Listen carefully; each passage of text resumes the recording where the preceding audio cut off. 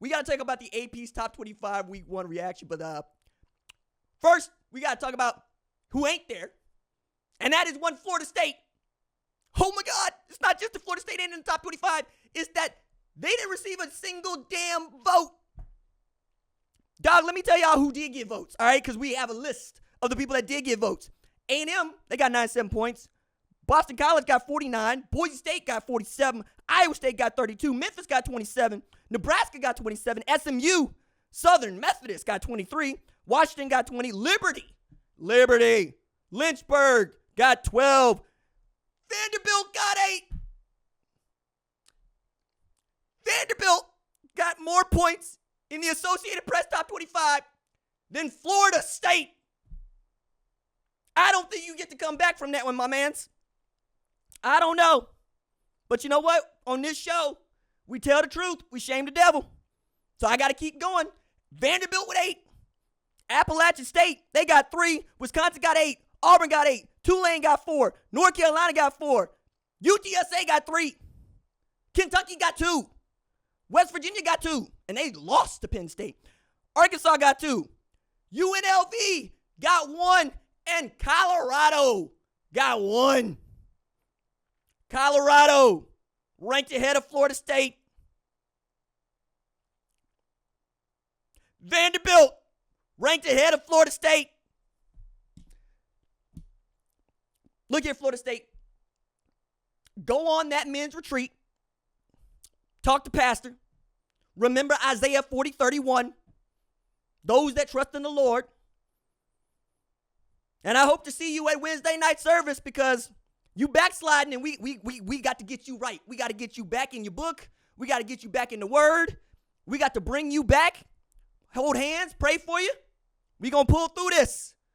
You hope.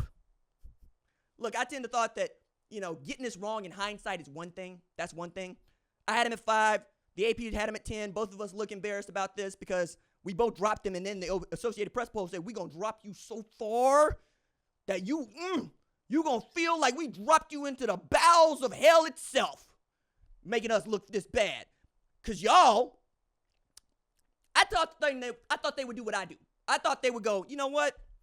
You're going to try to tell me I'm not good at my job. You're going to try to tell me I'm not good enough to play in no playoff. Well, I'm going to show you. Because I got that dog in me, dog. You know what I'm saying? I'm one of them soldiers in that army. But not y'all. Got that wrong with y'all. Y'all gonna lose to Georgia Tech, the other public university from the state of Georgia, in Ireland, and then you gonna get bamboozled, hoodwinked, led astray, run amok by the Jesuits at Doak Campbell. You had Brock Glenn's name echoing from the stadium, and the stadium was still wondering, where the hell is Brock Glenn? You got Mike Norvell talking about embarrassed, beat down, sick. None of that means nothing when you 0-2. You are 0-2. Texas A&M is winless. LSU is winless. Virginia Tech is winless. Florida is winless. Vanderbilt is undefeated. Florida State, what the hell? What are we doing with this, man? And then as we go down, I caught up to Georgia and Ohio State being one. It's real simple for me. Georgia held a top 25 team to 3 points. Ohio State trailed a MAC team by 3 points. They allowed twice as many points scored by Akron as Georgia did Clemson. I got to flip them. Georgia's dominant. Ohio State was not. There's room here. But you got to get to where Georgia is. The standard that Ohio State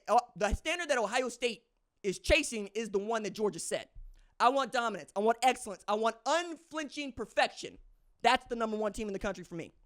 Next on the list, we got to talk about Oregon. I mean, I got Ohio State 2, Texas 3. They got Bama at 4. I got Ole Miss at 4. It's fine. Notre Dame at 5. I got Alabama at 5. They got Ole Miss at 6. I have them at 4, and I got Notre Dame in that spot. They got Oregon at 7. I don't think that's far enough. I dropped them to 9. You know why I dropped them to 9? Because I got Oregon dropping like a stone duck. And I'm not talking about Howard the Duck after he hit the blunt. I'm talking about being hit by blunt force trauma. They were more disappointing than Sony's launch of Concorde. The Ducks led Idaho 17-14 in the latter stages of the fourth quarter, and it was then that the Ducks fans were looking up at the ceiling saying, Lord, take me now. I'm ready. Show me your tender love and mercy because I can't live like this no more. Nike Inc. out here damn near losing to an FCS opponent. Now, Idaho went 9-4 last year, and they did beat an FCS opponent last year. It was Nevada. It wasn't one of the teams that we expected to play in a Big Ten championship, which, by the way, is still on the table for them. But right now, y'all don't look like no top 4 team. You was number 3 before this. They dropped you to 7. I dropped you to 9. I dare you to try to get back because Iowa is a better offensive team than Oregon. They said step aside or there will be violence. I said, oh, really? Okay. Iowa ranked 50th in scoring. Oregon ranked 91st. I choose violence. And I don't know why I'm the only person out here that should be choosing violence. If you paying into the NIL collectives over there at Oregon, you got to know what am I paying for. I want my money back. This is not being vandalized at my own house by the vandals. That ain't what I signed up for. Nah. Then you got Penn State at 8, fine. Missouri at 9, fine. Michigan at 10, I got them at 14, fine. If Michigan beats Texas, we're going to rethink all of this. It's fine. I just don't think that Michigan is going to beat Texas. I didn't see an offensive unit that looked anything like cohesive against Fresno State. I saw Davis Warren struggling to find receivers, 15 or 25 for 118. I saw Alex Orji, they didn't trust to run the damn offense. And I saw Donovan Edwards rushing for 27 yards on 11 carries. Tell me what I'm missing here. It is the most unproven group of wide receivers at Michigan in at least a decade. And it's the most unproven group of quarterbacks at Michigan since John O'Corn and Wilton Spate. Make me understand, Michigan fans. Give me the business down here, okay? Utah at 11, cool. They got Miami at 12. I got them like 16. It's all right. Like, Miami keeps winning. They'll just keep moving up. I just want to see you beat up on somebody that's good. And don't try to tell me that Florida's good. You know damn well Florida's not good. It's more like Cam Ward is good. If you want to rank Cam Ward higher because he beat up on Florida, fine. Show me the win against, a top 25 opponent. We'll talk. That's the thing about their schedule, though. It's soft. It's soft. S-A-W-F-T. Soft. They got SC at 13. I got SC in the top 10. But, that's because they beat up on an LSU team that I still think is good. Tennessee could be a monster. Nico Iamaleava. See, I've been practicing. Iamaleava. See, I've been practicing. Like Ui Ungalale. I told you I was going to get it. Nico, I got you. You know why I got you? Because you went for 300 yards in the first damn half with 3 tutties and then said, I wanted to keep my foot on their neck. That's what I want from a quarterback. Some of y'all Zoomers, y'all make me feel some kind of way because y'all don't feel like y'all built the same. But here you go with Nico out there like TJ Combo showing me that killer instinct, baby. That's what I love. That's what I love right there. Don't mess with me. I got Cinder. I'll light your ass up, bro.